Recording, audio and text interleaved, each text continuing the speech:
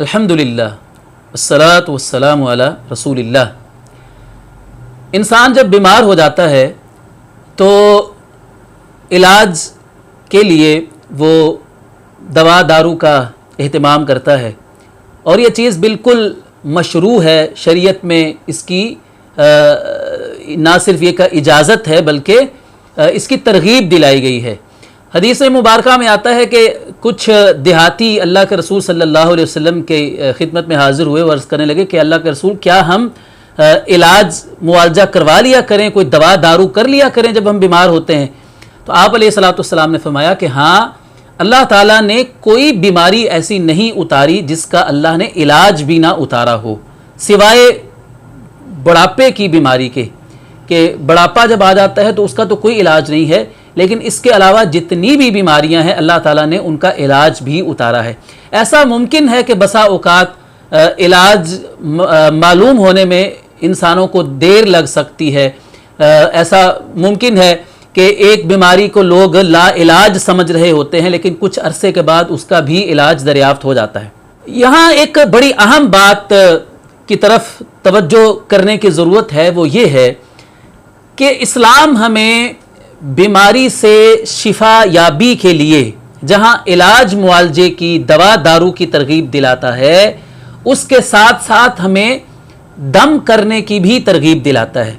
खुद अल्लाह के रसूल सल्लल्लाहु अलैहि वसल्लम की सुन्नत मुबारका ये है, जैसा कि सैयदा आयशा सिद्दीक़ा रज़ियल्लाहु अन्हा बयान करती हैं कि जब आप अलैहिस्सलाम बीमार हो जाते थे तो आप मुअव्विज़ात पढ़कर अपने जिस्म मुबारक पर दम किया करते थे, यानी सूरह इखलास, सूरह फलक और सूरह नास पढ़कर आप दम किया करते थे।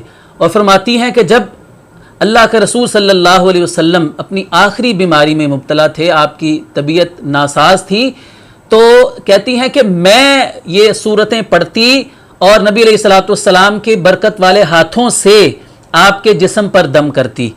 तो ये अल्लाह के नबी सल्लल्लाहु अलैहि वसल्लम की सुन्नत है दम करना, जिसको आज हम लोग छोड़ चुके हैं। यानी जब हम बीमार हों तो इलाज मुआवजा तो करवाना ही करवाना चाहिए, लेकिन उसके साथ साथ हमें ये जो दम वाली सुन्नत है उसका भी एहतमाम करना चाहिए।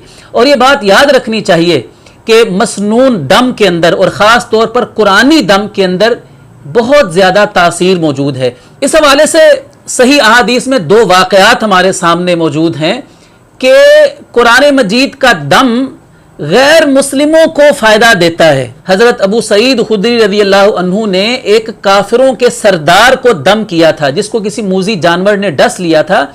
उन्होंने अपना सारा दवा दारू करके देख लिया लेकिन वो सेहतयाब नहीं हो रहा था। तो हज़रत अबू सईद रज़ियल्लाहु अन्हु ने सूरह फातिहा पढ़कर दम किया तो वो बिल्कुल ठीक ठाक हो गया, चलने लग गया।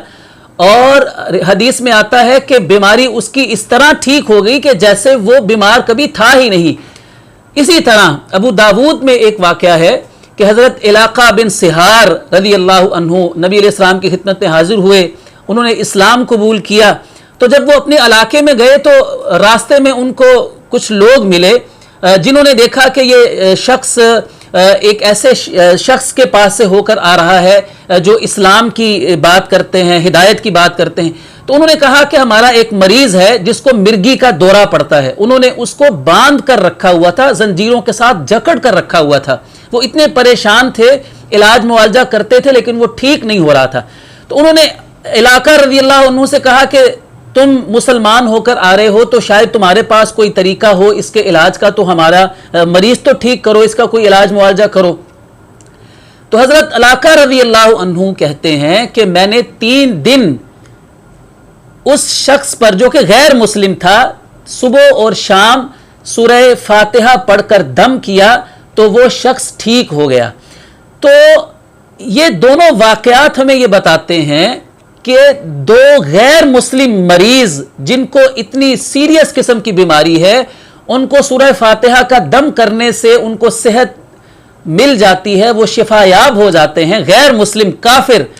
तो मुसलमानों के बारे में हमारा क्या अकीदा होना चाहिए कि जब कुरान मजीद गैर मुस्लिमों पर इतना असर करता है, उनको सेहतयाब कर देता है, तो कुरान मजीद हम मुसलमानों को दम करने से کیوں ہمیں شفا حاصل نہیں ہوگی؟ تو اس لیے ہمیں اس سنت پر عمل کرنے کی ضرورت ہے، اس سنت کو زندہ کرنے کی ضرورت ہے جس کو ہم چھوڑ چکے ہیں، کہ اللہ تعالیٰ سے اول تو ہمیں بیماری سے محفوظ رہنے کی دعا کرنی چاہیے، عافیت کا سوال کرنا چاہیے، لیکن اگر ہم کبھی بیمار پڑ بھی جائیں تو ہمیں علاج معالجے کے ساتھ ساتھ قرآنی دم ضرور کرنا چاہیے۔ یہ اللہ کے نبی صلی اللہ علیہ وسلم کی سنت مبارکہ ہے۔